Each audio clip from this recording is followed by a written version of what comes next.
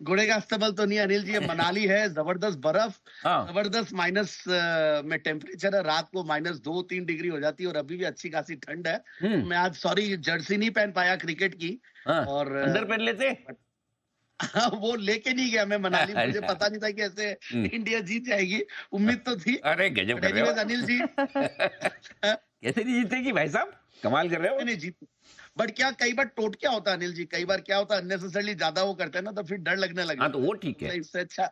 हाँ मतलब वो तो ठीक है। तो मनाली में पाए जाते हैं इस वक्त आप। यस सर सर, वो मैं तो बहुत ज्यादा मिस कर रहा हूँ इधर, मनाली में एंजॉय नहीं कर पा रहा हूँ किसको। क्योंकि आप जयपुर थे और मैं नहीं नहीं। मनाली हूँ, मुझे तो अच्छा अच्छा, मुझे लगा मनाली में किसको मिस कर रहे हो।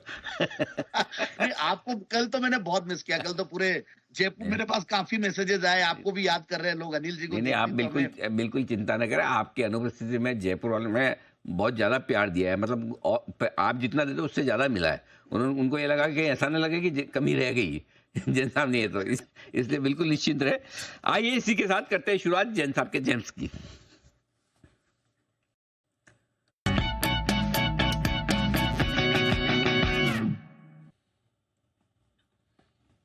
बताएं जैन साहब आज के लिए अपना जेम स्टॉक।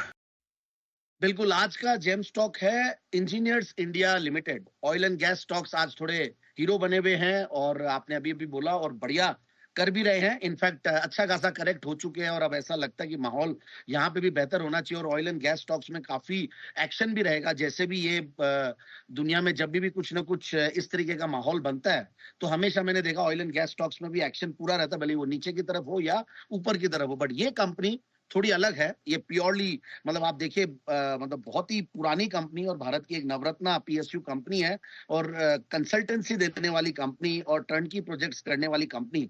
मेजर रेवेन्यूज इनके टर्नकी से आजकल आने लगे जो थोड़ा लो मार्जिन है और कंसल्टेंसी थोड़ा हाई मार्जिन, तो इसलिए इनके मार्जिन मिक्स आते हैं। बट ओवरऑल काफी अच्छा खासा इन्होंने ऑयल एंड गैस सेगमेंट में, पेट्रोलियम केमिकल्स में, पाइपलाइंस में, फिर आपके टर्मिनल्स लगाने में, स्टोरेजेस में, इंफ्रा में, वाटर एंड वेस्ट मैनेजमेंट में, सिटी गैस डिस्ट्रीब्यूशन में, इन सब में, और जो अभी आजकल जो ऑल्टरनेट फ्यूल चल रहे हैं, कॉल टू लिक्विड हो या गैस बेस्ड मतलब सोलर, न्यूक्लियर, ग्रीन हाइड्रोजन, ये जो सब चल रहे हैं इन पे भी काफी काम कंपनी कर रही है। तो इसलिए मुझे और बढ़िया लगा इनका। मैं देख रहा था, कौन कॉल नोट्स पढ़ रहा था, वो भी बढ़िया, फंडामेंटल्स भी बढ़िया, और कुछ बड़ी बड़ी रिसर्च हाउसेस ने भी इनकी पॉजिटिव रिपोर्ट्स निकाली है। रीजन बिंग देखिए काफी अच्छा खासा ये हाइड्रोकार्बन और एनर्जी में जो ट्रांजिशन हो रहा है उसके लिए वेल पोजीशनड है ये, और अच्छा खासा कैपेक्स उस सेक्टर में भी हो रहा है, तो उसका भी इनको बेनिफिट मिलेगा। और अच्छे खासे ये लोग बाहर भी एक्सपोर्ट्स भी कर रहे हैं, बाहर भी जा रहे हैं, और ऑर्डर बुक पोजीशन काफी स्ट्रांग, काफी सालों से ही चल रही है और अभी भी काफी स्ट्रांग पोजीशन है। तो मुझे लगता है कि आगे की भी जो ग्रोथ है और जो इनके इनफैक्ट इन्वेस्टमेंट्स है और अच्छे खासे इनिशिएटिव्स इन्होंने लिए हुए हैं, तो मुझे लगता है ग्रोथ प्रोस्पेक्ट्स भी अच्छे हैं। अब आते हैं हम एक बार फंडामेंटल्स पे, तो मुझे लगता है कि एक 304 के लेवल से करेक्टेड स्टॉक जो कि 160-70 के लेवल्स पे है, तो बहुत बढ़िया कुशन मिलता है, मार्जिन ऑफ सेफ्टी मिलती है। और इन लेवल्स पे धीरे धीरे अगर हम स्टैगर्ड वे में इन टाइप के स्टॉक्स को खरीदते हैं तो काफी फायदा मिलेगा आगे आने वाले दिनों में। कम से कम साल डेढ़ साल का नजरिया रखें। और एक बार मैं टारगेट पहले देता हूँ, 230 रुपए का टारगेट। और अब देखिए 22-23% का return on capital employed, return on equity 21% की, 0.25% की डिविडेंड यील्ड। अब डिविडेंड यील्ड काफी अट्रैक्टिव हो गया, पीएसयू स्टॉक्स तो जाने जाते हैं डिविडेंड यील्ड के लिए। 9-10% की प्रॉफिट की कैगर रहती है, एक जीरो डेट कंपनी है। और पिछला दिसंबर का क्वार्टर बहुत बेहतरीन गया इनका, क्योंकि मार्जिन फ्रंट पे काफी इंपॉर्टेंट रहता है। इसकी एक्टिविटीज 6% के सामने 13% की मार्जिन थी, और इसीलिए पैट भी अच्छा खासा बढ़ के आया इनका, 63 करोड़ से सीधा 109 करोड़, दिसंबर 2024 की मैं बात कर रहा हूँ। प्रोमोटर्स तो प्रेसिडेंट ऑफ इंडिया मतलब पीएसयू है ही है, उसमें कोई दिक्कत है ही नहीं। और एफआईआई अच्छा खासा इसमें होल्ड करते करीब 12-13% के लगभग। सो आई फील कि स्टॉक को इन लेवल्स पे एक्सप्लोर किया जा सकता है, और ये स्टॉक थोड़ा धीरे चलने के लिए जाना जाता है। मुझे ध्यान है जब मार्केट्स में पहले हम जब स्मॉल कैप मिड कैप देते थे, और मैंने जेम्स में इसको आज पहली बार ही कवर कर रहा हूँ, क्योंकि ऐसे स्टॉक जो 9-10 हजार करोड़ की मार्केट कैप और जिनका पोटेंशियल बहुत बड़ा हो, और पीएसयू स्टॉक हो, नवरत्ना स्टेटस की कंपनी हो, तो मुझे लगता है कि बिल्कुल इन स्टॉक्स को एक्सप्लोर करना चाहिए। और धीरे धीरे ये भी स्टॉक अपने वापस से जो पुराने लेवल से वहां तक पहुंच सकती है, बट स्टैगर्ड वे में बाइंग करे। मिड कैप और स्मॉल कैप वैसे भी थोड़ा सा धीरे धीरे मजबूत तो बन ही रहे, फिंगर्स क्रॉस्ड। सो 300 210-230 के टारगेट के लिए स्टॉक को लिया जा सकता 210 और 230 दो लक्ष्य के लिए EIL इंजीनियर्स इंडिया लिमिटेड में करें खरीदारी। ये है आपके लिए 10 की कमाई के तौर पर जैन साहब की तरफ से ये स्टॉक आता हुआ दिख रहा है। ये जबरदस्त एक्शन बनता हुआ दिख रहा है। आइए इसी के साथ जय ठक्कर भी है तैयार। वक्त है कैश का ऑप्शन।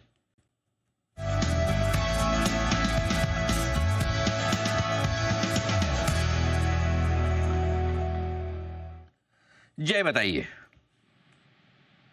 जी नहीं जैनी जी, लास्ट ट्रेडिंग सेशन में जब मैंने कैश का ऑप्शन दिया था एक बार, तो 23,000 का दिया था अनिल जी। वो 110 वाला 140 45 तक भी चले गया। तो इनफैक्ट रिलायंस पर हम भी अपना व्यू था कि वो अच्छा करेगा। लास्ट ट्रेडिंग सेशन में 3.5% अप भी था, तो दोनों ही अच्छा करे। अब अनिल जी जो क्लियर एक व्यू बनकर आ रहा है वो है निफ्टी फाइनेंशियल्स पर। यहाँ पे 23,500 के स्ट्राइकर कॉल ऑप्शन खरीदने की सलाह है। 204 206 ये रेंज में ट्रेड कर रहा है। 23,500 का कॉल ऑप्शन 204 206 की रेंज में ट्रेड कर रहा है। यहाँ पर अनु जी लॉन्ग पोजीशन बनाई जा सकती है। स्टॉप लॉस छोटा सा दूंगा नहीं, 172 का 172 का क्लोजिंग बेसिस पर रखिएगा, मतलब लगभग 32 पॉइंट का स्टॉप लॉस है। एंड टारगेट जो ऊपर में बनते हैं इसके, फर्स्ट टारगेट 256 256 का, दूसरा टारगेट है 287 का। तो 256 287 ये दो टारगेट के लिए खरीदे। फिर निफ्टी का 23,500 का कॉल। मुझे लग रहा है कि जो लास्ट ट्रेडिंग वीक में देखा, इनफैक्ट लास्ट 2 ट्रेडिंग सेशन अगर आप देखें कि जो भी रिटर्न डाउन स्टॉक्स है, चाहे वो डिफेंस में हो, रेलवेज में हो, कुछ और स्टॉक्स जैसे ऑटो में हो, वहाँ पे आपको बाउंस बैक देखने मिला है। एफएमसीजी में भी थोड़ा बहुत भी शॉर्ट कवरिंग देखने मिल रहा है, अच्छा फुटबॉल देखने मिल रहा है। और रिलायंस में भी वही चीज थी कि रिटर्न डाउन का बाउंस बैक। बैंक निफ्टी जो रिलेटिवली पहले आउट परफॉर्म कर रहा था बैंकिंग फाइनेंशियल, तो थोड़ा 1-2 दिन के लिए साइडवेज हो चुका था। अब मुझे लगता है फिर से ये वीक में आपको बैंकिंग फाइनेंशियल में यहाँ से अच्छी तेजी देखने मिलनी चाहिए। जो मुंह आपको देखने नहीं मिला लास्ट 2-3 ट्रेडिंग सेशन में, अब शायद वहां से आपको मोमेंटम देखने मिले, बढ़ते हुए देखने मिले। इसलिए 23,500 का कॉल रिकमेंड किया है।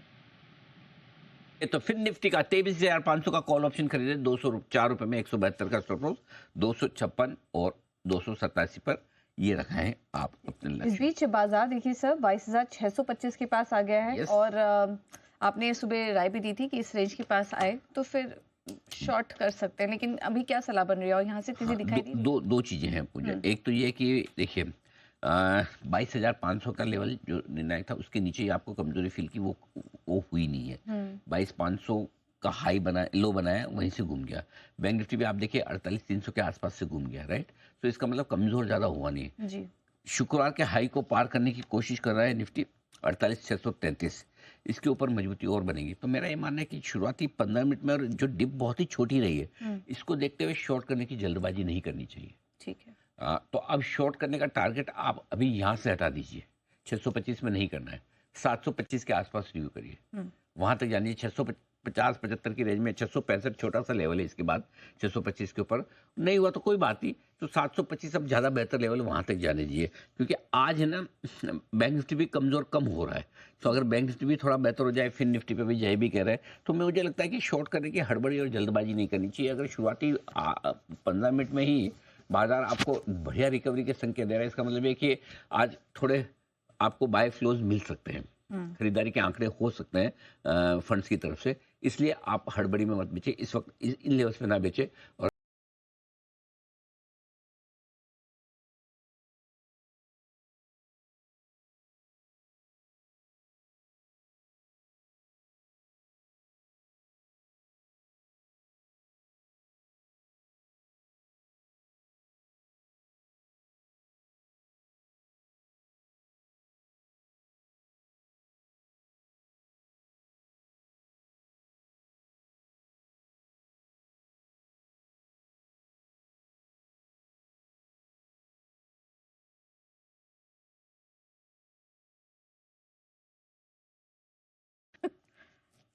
हे भगवान, अब ऐसे में आम उनको तो मैं फोन करके झाड़ने वाला हूँ। 5-7 नाम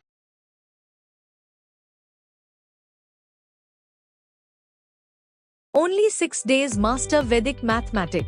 Don't calculate in a slow way. 150 he friend request हो गई, एक्सेप्ट कर ली। बाकी लोग फिर इसको देख के थोड़े गुमराह हो सकते अच्छा, हैं। इसमें एक मार्केट के बहुत बड़े दिग्गज भी सीरियसली, इसमें 30 म्यूचुअल फ्रेंड दिखा रहा है मेरे। अच्छा। हाँ, अरे भाई प्लीज, अरे माफ करो, नहीं कोई भेजे मत एक्सेप्ट करो। अब कैसे समझाऊं मैं? मेरे रिलेटिव भी अरे जिनके पास मेरा डायरेक्ट नंबर है, जो कहीं मतलब 50 बार मुझसे बात कर रहा है, पूछ ले अनिल जी भेजा है क्या, मैसेज कर दे।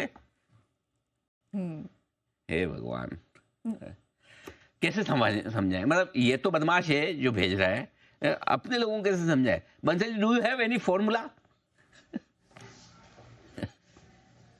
नहीं अनिल जी, मैं आपको एक इससे बड़ी समस्या बताता हूँ अनिल जी। नहीं, समस्या तो हमारी लाइफ में बहुत है, हमें और बड़ी नहीं चाहिए भाई साहब।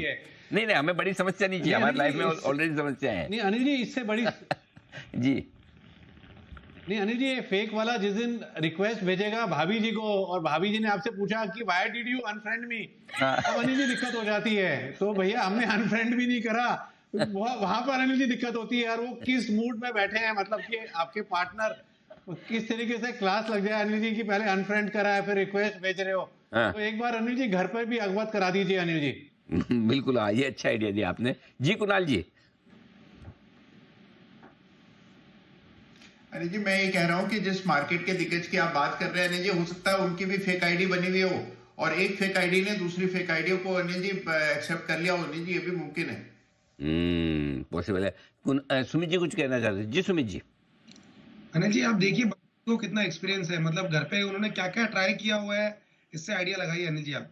हाँ यार, ये तो मैंने सोचा ही नहीं। मैं तो एकदम बड़ी वाली, छोटी समस्या में उलझा रह गया, बड़ी वाली समस्या तो ध्यान ही नहीं गया। जी जय बताइए।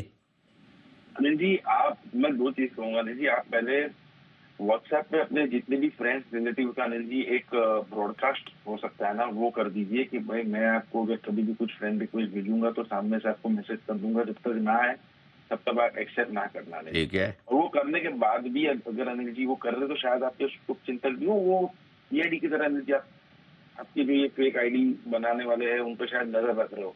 अच्छा, क्या रहे भाई साहब, ये मना कर देखे तो सही, तो शायद ऐसा भी हो सकता है। वो भाई साहब कहते हैं सुबह 9 बजे मैं आपको एक कॉल दूंगा जो ऐसा जबरदस्त दिन का 20% का रिटर्न बनाएगा, ऐसे लिखते हैं उसमें। सोचो अब अगर अब उसका क्या करे, वो तो 20% रिटर्न दिन का बनाएगा, वो सोच के आपको समझ में आ जानी चाहिए तो फेक है। करेक्ट, रोज सुबह दूंगा 9 बजे। एनीवे, चलिए फिर भी ध्यान रहे। ओरिजिनल हैंडल्स मैं आपके सामने रख देता हूँ जल्दी से कि मेरे और जी बिजनेस के क्या ओरिजिनल हैंडल्स हैं। X Anil Singhvi _, Facebook @ Anil Singhvi, Insta Anil Singhvi media, और जी बिजनेस में का यूट्यूब चैनल भी है। मेरा यूट्यूब चैनल नहीं, इसलिए मैंने यूट्यूब चैनल का बताया नहीं। जी का है हमारा @जी बिजनेस, फेसबुक जी बिजनेस ऑनलाइन, एक्स जी बिजनेस और जी बिजनेस ऑफिशियल हमारा चैनल। इन्हीं पर आप ध्यान रखिए। आइए, मेहुल जी के लिए एक बिगुल है तैयार, सुपर कूल मेहुल।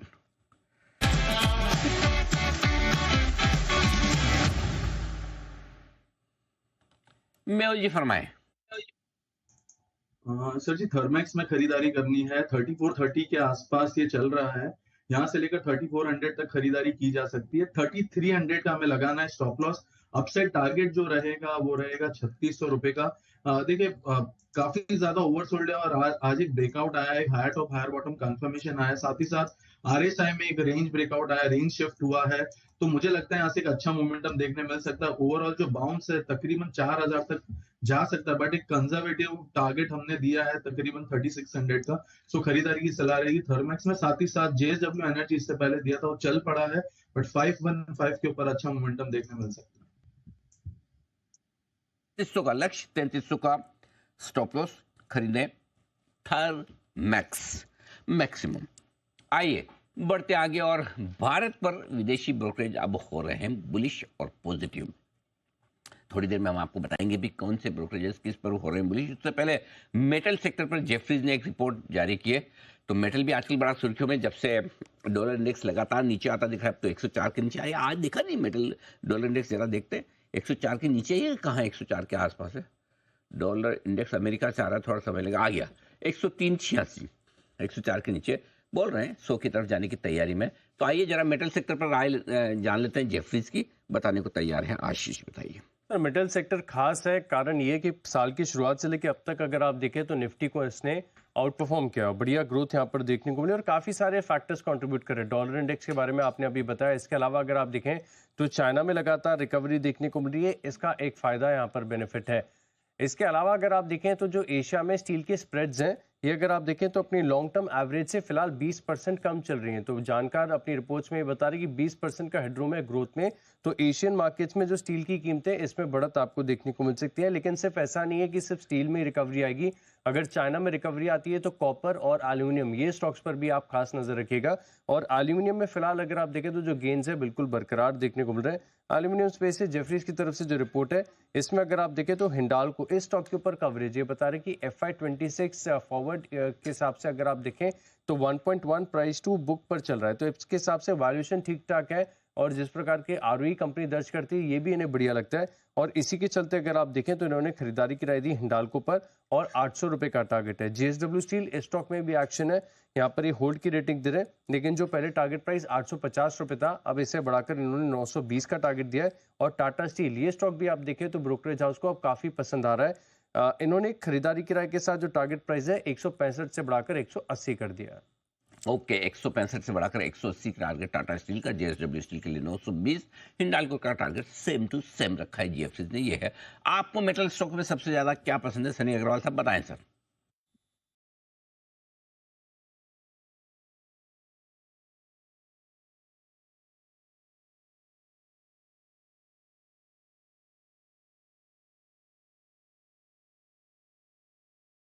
अनिल जी, हमें ऑब्वियसली जो फ्रंटलाइन कंपनी थे उसके अलावा मैं और एक स्टॉक ऐड करना चाहूंगा इस लिस्ट में, वो है श्याम मेटालिक। अगर आप देखेंगे कि मंथली डेटा भी काफी अच्छे आ रहे हैं और जिस तरह से आने वाले अगले 2 सालों में कंपनी के जो फोरकास्ट है, हमें लगता है कि कंपनी की जो सेल्स है अगले 2 सालों में 30% केगर से ग्रो हो सकती है और जो प्रॉफिट है 40% केगर से ग्रो होने की क्षमता रखती है। हमारा ये मानना है कि FY27 में कंपनी 3600 करोड़ का प्रॉफिट दर्ज कर सकती है, 13% का ROE। और अगर आप वैल्यूएशन की बात करें तो तकरीबन 6 टाइम EV/EBITDA पर ये कंपनी मिल रही है। हमें लगता है कि श्याम मेटालिक का जो फेयर वैल्यू है 1100 का है with investment horizon of 6 to 12 month. तो श्याम मेटालिक को सूची में मैं जोड़ना चाहूंगा। ओके, तो ये है श्याम मेटालिक्स जो ज्यादा पसंद आता हुआ सनी अग्रवाल साहब को। आइए, बाजार है दिन की ऊंचाई पर 22,650 के आसपास। वाह वाह वाह वाह। और पूजा जी, जो आपको टारगेट दिया था 625 के ऊपर 665 का, आज का ही 662 है, वहीं पर पहुंचा है, वहां से 20-25 पर नीचे आया है। बैंक निफ्टी 48,600 पहुंचा है। Let's see what next. आइए, तब तक बग्गा साहब का किया जाए स्वागत 10 की कमाई में। बस करते हैं शुरुआत बग्गा साहब के साथ।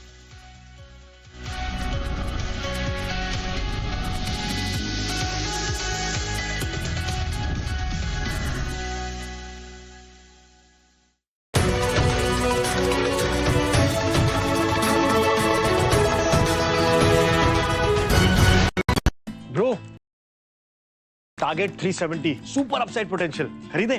Forget the buy and focus on the why. ओए,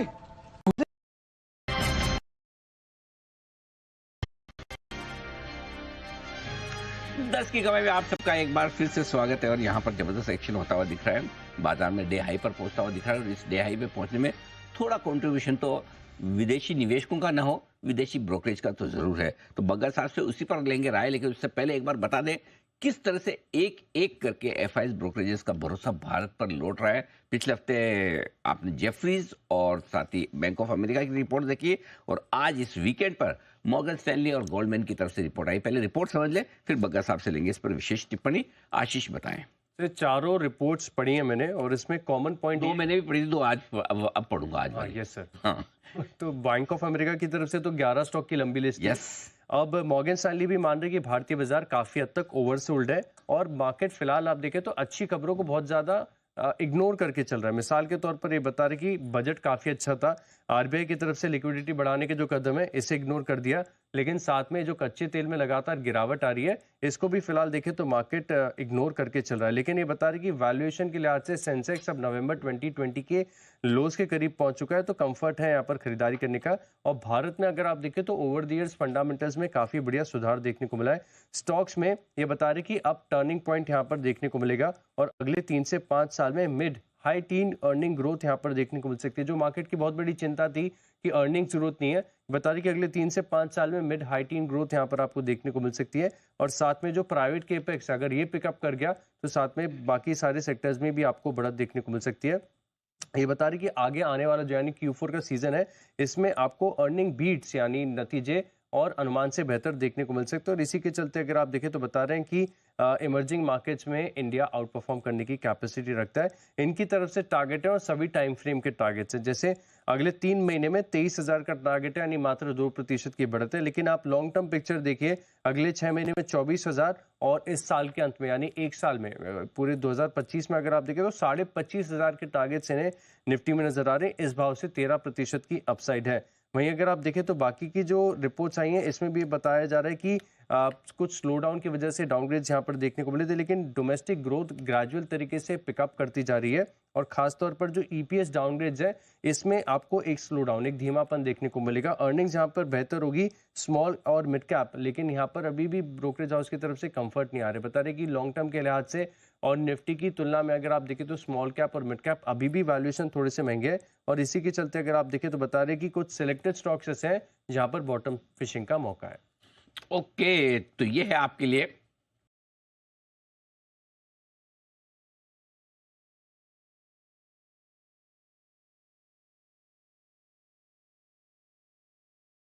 की तरफ से और साथ ही मॉर्गन स्टैनली की तरफ से रिपोर्ट है। एक के बाद एक जो बढ़िया रिपोर्ट्स आ रही उस पर मैं बग्गा साहब से राय लूँ उसके बाद, क्योंकि बंसल जी, जय, सब कैश का ऑप्शन, जैकपॉट, बेमिसाल मतलब सब तैयार है। उससे पहले एक बार इन रिपोर्ट से राय बग्गा साहब, स्वागत है आपका। Good morning sir.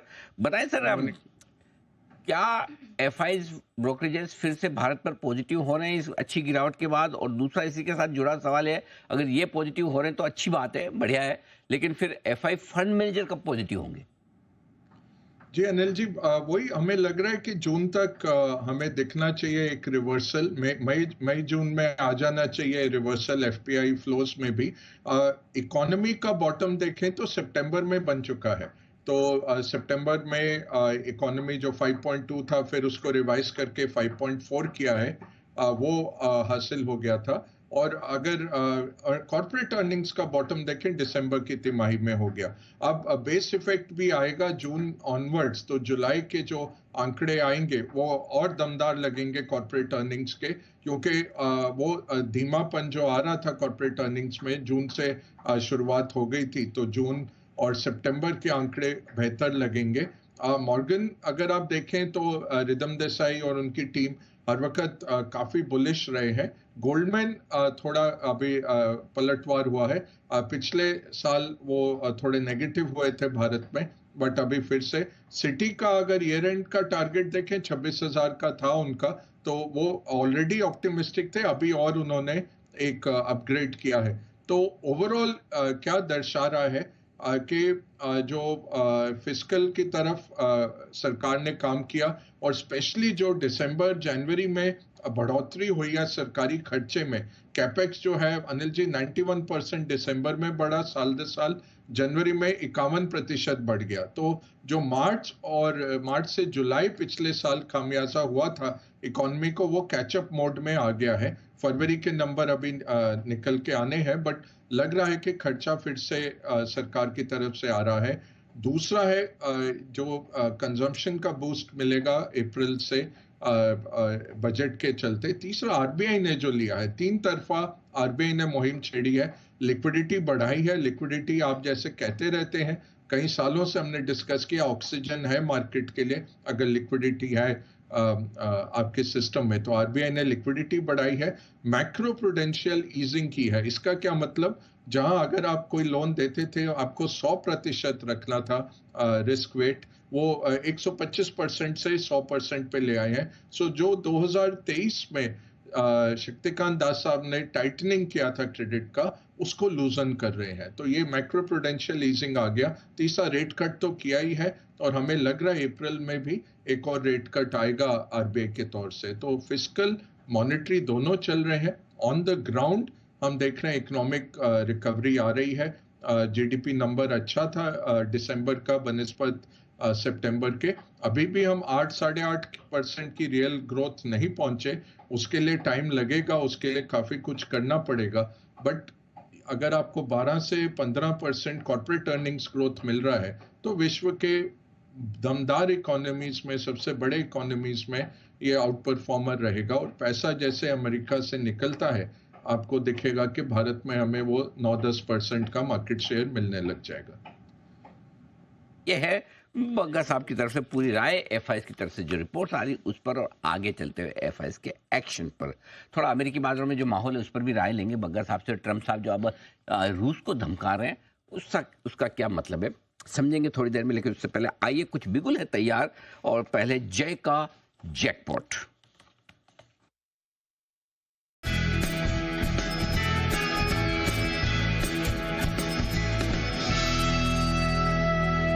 जय जी, बताइए जी। यमित जी, खरीदारी की सलाह है इंडस टावर के फ्यूचर्स पर। ये 333 रुपए पर ट्रेड कर रहा है अनिल जी अभी, एंड यहाँ पे जो स्टॉप लॉस लगाने की सलाह है वो 326 पर है। 333 पर खरीदे, 326 का रहेगा स्टॉप लॉस। टारगेट ऊपर में बनते हैं 345 एंड 352। ये तो टारगेट्स के लिए इंडस टावर फ्यूचर्स को खरीदना है। जी 2-3 कारण है इसके। फर्स्ट तो मैं कहूंगा कि टेक्निकली अच्छा इन्वर्ट पैटर्न मेकिंग है।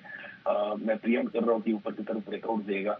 सेकेंड, इसके डेरिवेटिव्स डेटा में जब देखूँ तो अनिल जी काफी लॉन्ग अनवाइंडिंग ये स्टॉक में हुई है, जिसके कारण ये स्टॉक में हमें गिरावट देखने मिली। और इसके जो ओआई चार्ट देखो अनिल जी तो काफी लोएस्ट लेवल पर आ चुके हैं। मतलब हिस्टोरिकली जहाँ पे जनरली स्टॉक विड्रॉ जाता है और वहां से फिर से एक लॉन्ग मिलअप होना शुरू हो जाता है, वहां पे आया तो वो भी एक अच्छा चीज है। Secondly, thirdly I would say कि second positive divergence leading indicators में देखने मिला है। So both from the technical and derivatives point of view एक अच्छा मूव आपको रिस्क रिवॉर्ड पर्सपेक्टिव देखने मिल सकता है। इंडस टावर में खरीदारी करने की राय जय की तरफ से। बेमिसाल हैं बंसल साहब, ऐसा बिगुल में कहा गया है, सुनिए।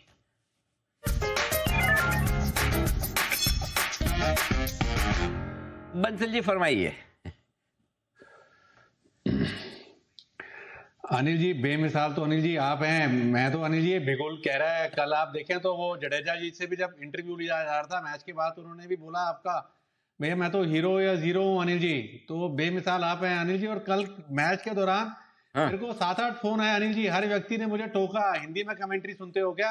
अरे मैंने कहा अनिल जी ने बोला हिंदी में सुनने के लिए, उन्होंने ऑन एयर बोला था। हाँ बिल्कुल। सिद्धू जी मतलब सिद्धू जी की कमेंट्री हाईलाइट करी थी, तो मैंने कहा वो हिंदी में ही बोलते हैं। तो मैंने कहा मैं तो उनका फॉलोअर हूँ और हिंदी में सुन रहा हूँ अनिल जी। हम तो हिंदी में ही सुनते हैं, उसमें क्या है। तो बिल्कुल अरे अंबाटी रायडू हिंदी बोलने लगे, इससे ज्यादा क्या चाहिए आपको? मतलब आकाश चोपड़ा वगैरह तो जतिन सप्रू तो बोलते ही हैं, तो हिंदी में सुनना जी मजा आता है हमको तो। और अच्छा, मैं भाई तो आपको एक चीज़ बताऊँ, बड़ी इंटरेस्टिंग चीज़। जब मैं परसों जा रहा था जयपुर, तो लाउंज में मुझे हमारे मित्र वो शैलेश लोढ़ा जो कवि हैं वो मिल गए। तो ऐसे हम बैठ के गपशप लगा रहे, मेरे पुराने मित्र हैं। तो उन्होंने जो वहाँ पे सर्विस में जैसे उनको बोला, सर आपका टाइम हो गया फ्लाइट का अनाउंसमेंट। बोले यार ये पहले है ना ये 3-4 जो भी ये हिंदी अखबार है ये सब लेके आ। मैंने कहा अरे वाह। बोले अरे अपनी राष्ट्रभाषा है, मातृभाषा है। मैं बोले मैं दिन के 11 अखबार पढ़ता हूँ और हिंदी का कोई अखबार नहीं छोड़ता। देखो शैलेश जी जहाँ पहुँचे हैं उनको हिंदी ने पहुँचाया है ना, और हम भी आज यहाँ हैं हिंदी चैनल होने की वजह से हैं। तो बिल्कुल उसमें कोई शर्म की बात है। और जिसको इंग्लिश ज़्यादा पसंद है इंग्लिश भी सुने, उसमें कोई इंग्लिश से वो कंपटीशन वाली बात नहीं कि इंग्लिश है। अपना अपना कंफर्ट जहाँ है वहाँ पे रखिए, सिंपल सी बात।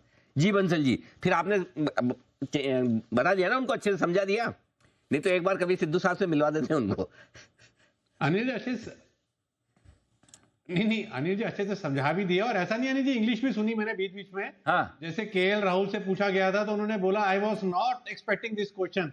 मैंने कहा इसको रिकॉर्ड कर लेते हैं, कभी आपने कुछ टफ क्वेश्चन पूछा आंसर नहीं तो ऐसा नहीं अनिल जी इंग्लिश भी सुन रहे थे, बट अनिल जी कमेंट्री हिंदी वाली थी हमारी। ठीक बात है, बताएं सर बेमिसाल स्टॉक।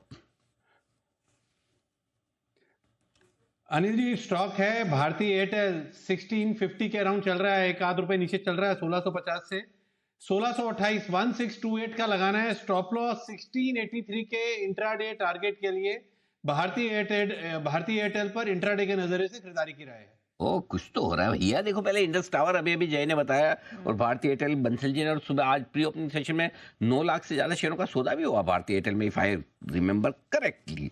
बिल्कुल हुआ है ऐसा, मैंने सुनने आया है। और आइए, ओहो जय फुल फॉर्म में आज, क्या बात है। देखो सुबह जल्दी उठने से कितना फर्क पड़ता है आदमी में। ये आज सुबह जल्दी आए तब से देखो कॉल पे कॉल। एक और बिल्कुल कैश का ऑप्शन।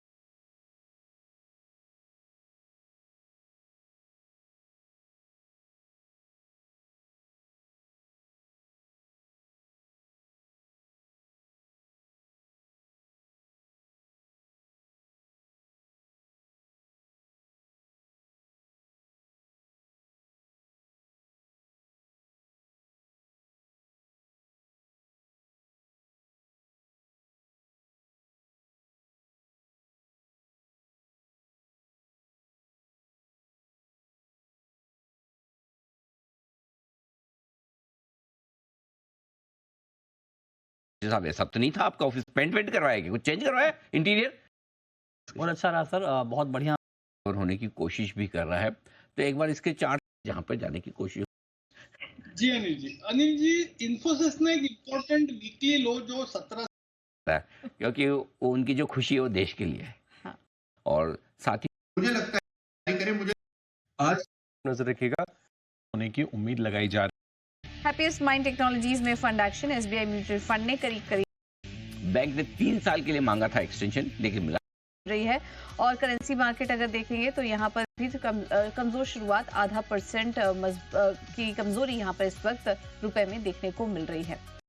पिछले महीने के मुकाबले में आंकड़ा छोटा होता तो पॉजिटिव हो रहे हैं। बैंक ऑफ अमेरिका और साथ ही जेफरीज की रिपोर्ट्स पिछले हफ्ते आई थी, आज मॉर्गन की रिपोर्ट है, गोल्डमैन की रिपोर्ट है।